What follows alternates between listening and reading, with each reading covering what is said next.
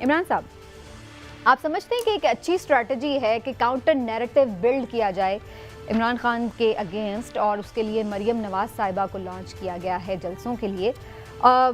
یہ بہتر ہوتا کہ حکومت پرفارمنس کے ذریعے ان کو چپ کروائے یا پھر جوابی جلسے کر کے؟ کیونکہ ہم تو یہی سنتے ہیں کہ جی حکومت جلسے نہیں کرتی۔ بسم اللہ الرحمن الرحیم۔ سمینا، جیسے میں پہلے بھی کہتا ہوں کہ دونوں جماعتیں جو ہیں نا اس وقت وہ الیکشن موڈ میں جا چکی ہیں، دونوں اگر الیکشن کی تیاری کر رہے ہیں۔ مسلم لیگ نون نے اسٹریٹجی یہ بنائی ہے کہ میاں شہباز شریف بطور وزیر اعظم اور ان کے صاحبزادے حمزہ شہباز بطور وزیر اعلیٰ پنجاب اپنی پرفارمنس کے ذریعے سے حکومت کو جواب دیں گے اور عوام کے سامنے اپنی پرفارمنس رکھیں گے کہ وہ کس طرح سے ڈیلیور کر رہے ہیں۔ جبکہ مریم نواز عمران خان صاحب کے بیانیے کا جواب دینے کے لیے، یا یوں آپ کہیں کہ تحریک انصاف یہ چاہتی ہے کہ اس کا بیانیہ ہر گلی محلے چوک چوراہے میں پہنچے، اور مسلم لیگ نون نے یہ اسٹریٹجی بنائی ہے کہ مریم نواز کے ذریعے سے ان کے اس بیانیے کو ہر گلی محلے چوک چوراہے میں ڈیفیوز کیا جائے۔ تو یہ اس طرح کی انہوں نے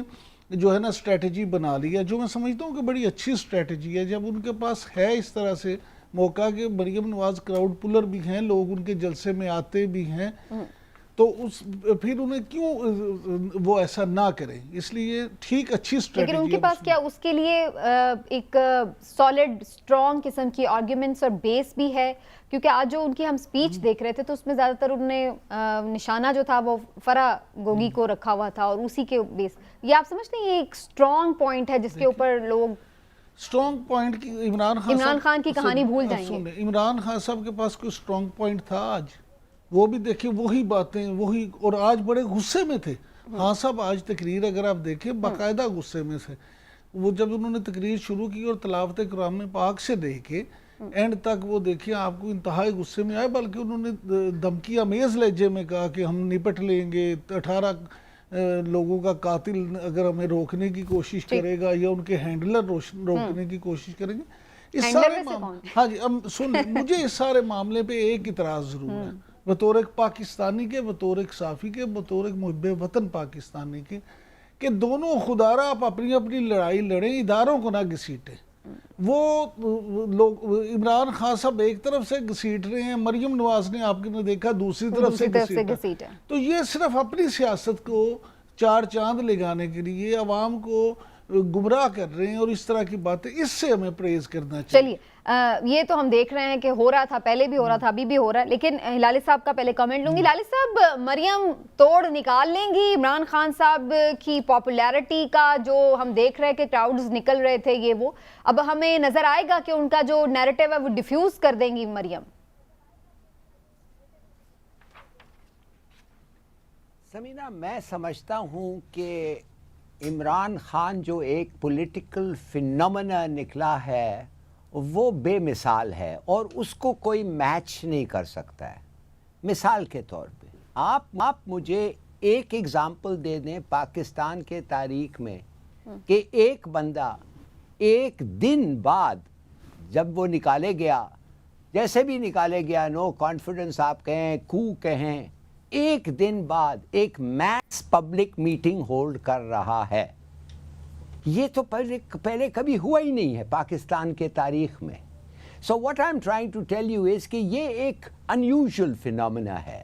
اب میں سمجھتا ہوں کیوں نواز شریف سوچ رہا ہے، شہباز شریف سوچ رہا ہے کہ مجھے وقت دیں اور میں اپنے ایکشن سے بتا سکوں کہ میں اچھا ایڈمنسٹریٹر ہوں۔ مگر دیکھیے، اس کا لوگ سمجھتے ہیں کہ اس کے پاس کوئی مورل رائٹ نہیں ہے وقت کے لیے، آنے کا بھی اس کا کوئی مورل رائٹ نہیں تھا، اس لیے بیسکلی لوٹاز نے ان کو ادھر لے آئے ہیں۔ لوٹاز نہیں تو کو، نہیں تو سازش، جو بھی آپ کہیں۔ تو میں یہ سمجھتا ہوں کہ ٹائم جو اس کو چاہیے اپنے ایڈمنسٹریٹو ایبلٹیز کو پروو کرنے کے لیے، وہ اس کے پاس نہیں ہے۔ تو اگر ٹائم نہیں ہے، مورل رائٹ ٹو سٹے دیر نہیں ہے، اور ایک فینومینا، ایک پولیٹیکل فینومینا جو پاکستان میں آج تک رہا نہیں ہے، نیملی عمران خان اس کے خلاف ہے، تو یہ کیسے سکسیڈ کر سکتا ہے؟ میں نہیں سمجھتا کہ یہ کامیاب ہو سکتا ہے، اور اس لیے یہ جو شروع کیا تھا اس کا تقریر آج، جس پہ انہوں نے کہا تھا عمران خان نے کہ میں آپ کو بتانا چاہتا ہوں کہ یہ ٹائم نہیں ہے، ہم صرف ایک چیز چاہتے ہیں، یا الیکشن کا ڈیٹ آپ دیں یا ہم اسلام آباد آ کے آپ سے وہ ڈیٹ لیں گے. یہ جو دا اسپیڈ اور جو ٹائم، لمیٹڈ ٹائم، یہ جو ہے یہ does not work in favour of an establish party اور گڈ ایڈمنسٹریٹرز. اسپیڈ تو واقعی بہت ہے. ہم دیکھ رہے ہیں 20 مئی تک نان سٹاپ جلسے ہیں اور اتنی گرمی میں اتنی جگہوں پر، اور اگلا پورا ویک جو میں دیکھ رہی تھی موسم کی پیش گوئی وہ بھی یہی ہے کہ بہت شدید گرم رہنے والا. لیکن ہلالی صاحب، کیا لوگ کنفیوز نہیں ہو رہے ہیں ان کے نیریٹو سے؟ ایک جانب وہ کہتے تھے کہ امریکہ نے سازش کر کے نکالا ہے، پھر وہ یہ بھی کہہ رہے ہیں مختلف انٹرویوز میں کہ جی پچھلے سال سے ہی انہیں پتہ چل گیا تھا کہ نون لیگ پلاننگ کر رہی ہے انہیں نکالنے کی، اور اس میں کچھ ظاہر ہے انہوں نے کہا کہ کچھ لوگ نیوٹرل ہو گئے تو انہیں آسانی ہو گئی کرنے میں. تو پھر اس وقت امریکہ کا بیانیہ وہ سارا جو خط تھا وہ تو بہت بعد میں آیا. تو یہ کنفیوژن ہے کوئی؟ سمینا، آپ مجھے ایک سوال کا جواب دیں.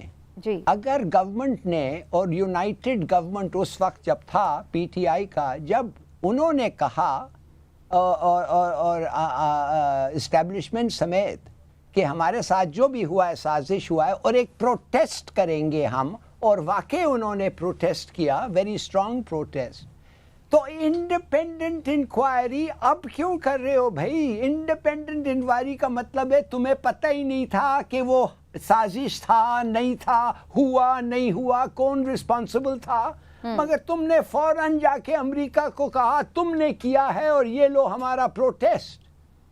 اور آج تم کہہ رہے ہو ہم انڈیپینڈنٹ انکوائری کریں گے، اور آج تم مریم نواز یا مریم اورنگزیب کہہ رہی ہے کہ میں آپ کو بتانا چاہتی ہوں کہ ہم ایک ایسے آدمی کو اپوائنٹ کریں گے کہ وہ آدمی عمران خان کا پورا کیس کو ختم کر دے گا، رد کر دے گا. بھائی تمہیں کیسے پتا وہ کیا کہے گا اور کیا نہیں کہے گا؟ اگر وہ انڈیپینڈنٹ انکوائری سے پہلے ہی کنٹروورشل ہو جائے گا اس طرح. It makes no sense. Yes, exactly. ٹھیک، چلیے یہ تو آپ کا نیریٹو. لیکن عمران صاحب یہ تو گورنمنٹ خود بھی کہتی رہی ہے کہ جی کوئی سازش نہیں ہوئی ہے، اور بڑا انہوں نے برملا کے آج بھی جب انہوں نے یہ، بلکہ مریم اورنگزیب صاحبہ نے اناؤنسمنٹ کیا اس میں بھی انہوں نے کہا کہ جی وہ رد کر دے گا، جیسے ہلال صاحب بات کریں. تو پھر کیوں وہ کمیشن بنانے کا تردد ہی کیوں کر رہے ہیں؟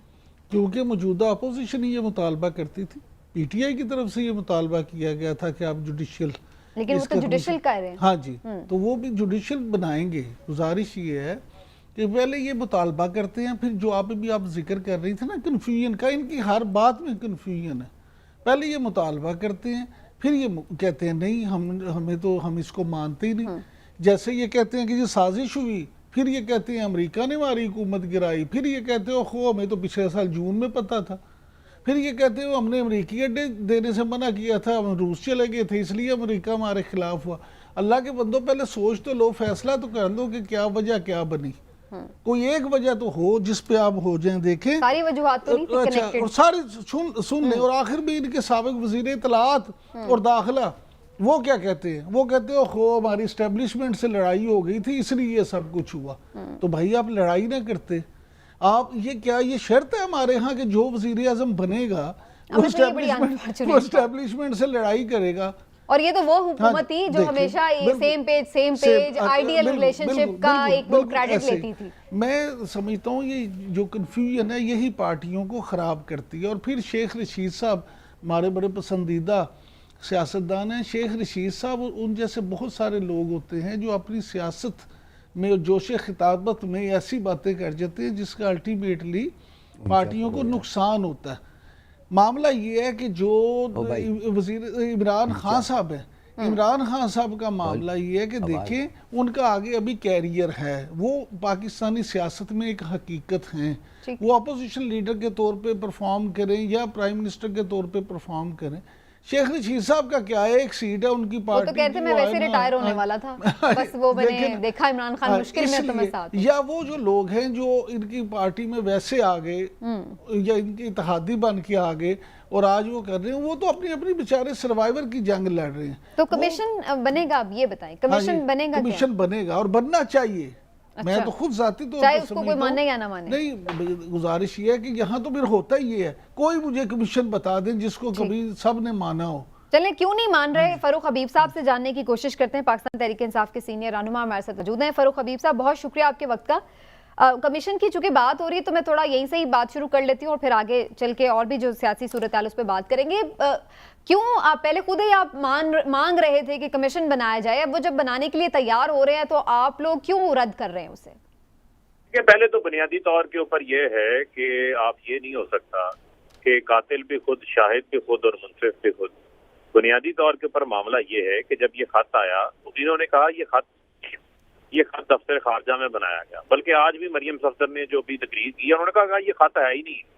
حالانکہ انہیں یہ نہیں پتا کہ وہ اپنے چچا کو بھی جھوٹا قرار دے رہی ہیں جن کی سربراہی میں دوسری نیشنل سیکیورٹی کمیٹی کی میٹنگ ہوتی ہے جس میں امبیسڈر بھی آتے ہیں.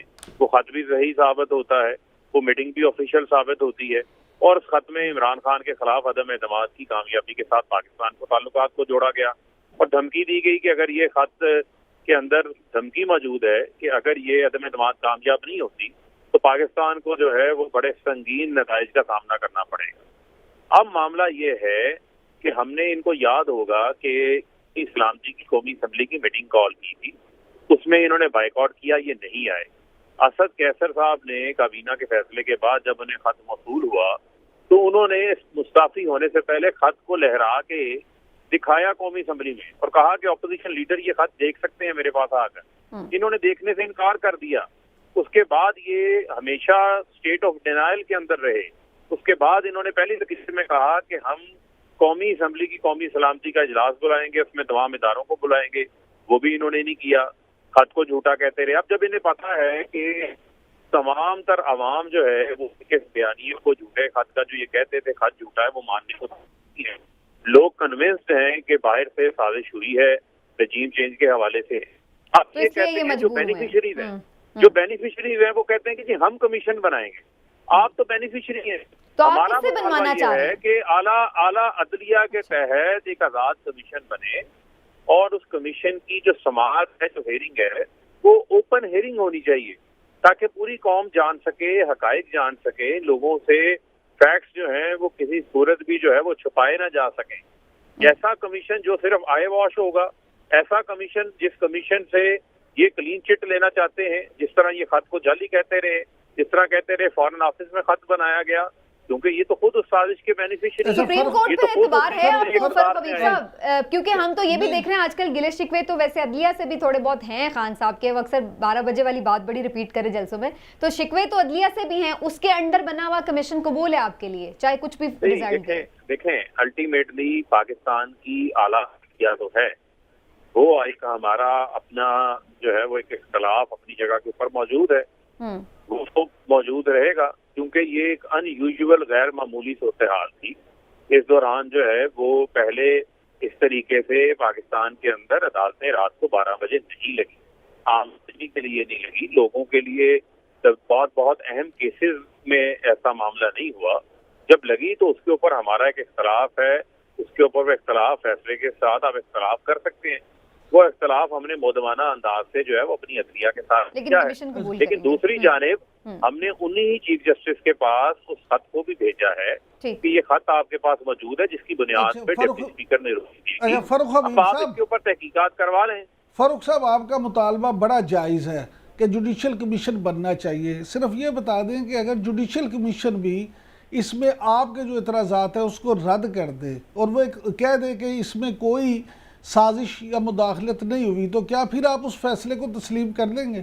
نہیں، دیکھیں اس میں بنیادی سوالات موجود ہیں، بہت سارے جوابات آنے ہیں اس جوڈیشل کمیشن کے تحت.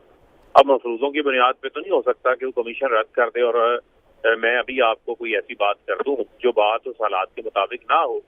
بنیادی طور کے اوپر جب یہ اس خط کے اندر دھمکی موجود ہے اور جس خط میں کہا گیا کہ عمران خان کا رشیا جانے کا فیصلہ اکیلے کا تھا، جبکہ عمران خان کے ساتھ تمام ادارے آن بورڈ تھے رشیا جانے کے لیے.